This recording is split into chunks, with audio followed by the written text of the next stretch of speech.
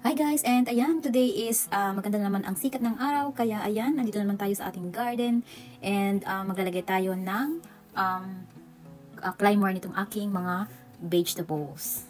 Ganito lang talaga ang aking ginagawa na libangan kapag maganda ang weather and walang trabaho is ayan, busy-busyan tayo dito sa ating munting garden. And yesterday nga is nagplant tayo ng ating mga other vegetables and fruits. And today is lalagyan naman natin siya ng pagapangan nila. And ayan, nag-form lang ako dito ng A-form. And then dito sa other side, sa mga strawberries, dahil yung iba is may bunga na, is lalagyan ko naman siya ng net. Ayan. Kasi dito is kapag hindi mo siya nilagyan ng protection is talagang magugulat ka na lang dahil napakarami ng ating mga best friend na nagpupunta dito dahil medyo gustong-gusto nila yung mga fruits and vegetables. Ayan. Talagang kinakain nila yan. Kailangan lagyan natin ng netting protection. And kapag hindi natin nilagyan yan ng mga netting protection is walang matitira sa atin ng mga fruits. Ayan. And maybe in few weeks time is maglalagay naman tayo ng mga net dito sa ating mga tomatoes kasi nag-start na siyang mamulaklak. And kapag may nakikita na sila dyan, yung mga bird ng bunga is kahit hilaw pa is kinakain talaga nila.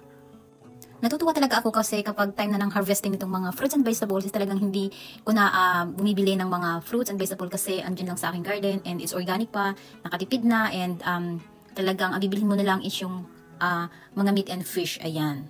And syempre sa hirap ng buhay ngayon, kahit saan ka magpunta is talagang kailangan mong magtipid and para-paraan ba?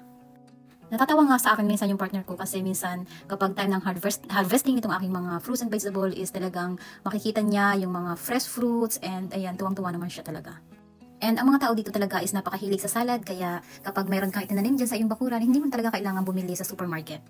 And then, kung mayroon tayong vegetable garden is meron din naman tayong indoor plants. Ayan, at dahil spring talaga ngayon is makikita mo na itong mga bulaklak na matitingkad ang kulay. Ayan.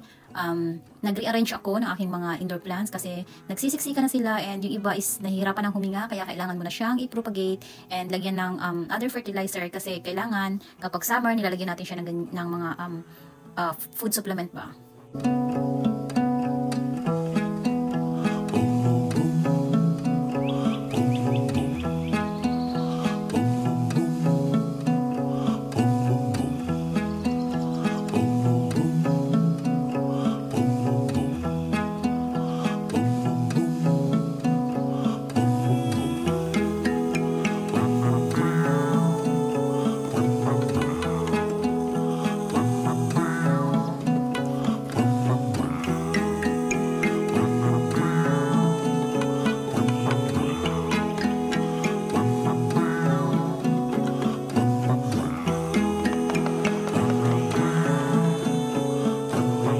Ayun lang guys, thank you for watching. Hope you like it and please don't forget to share and follow na din and see you again later for my next videos. Bye bye!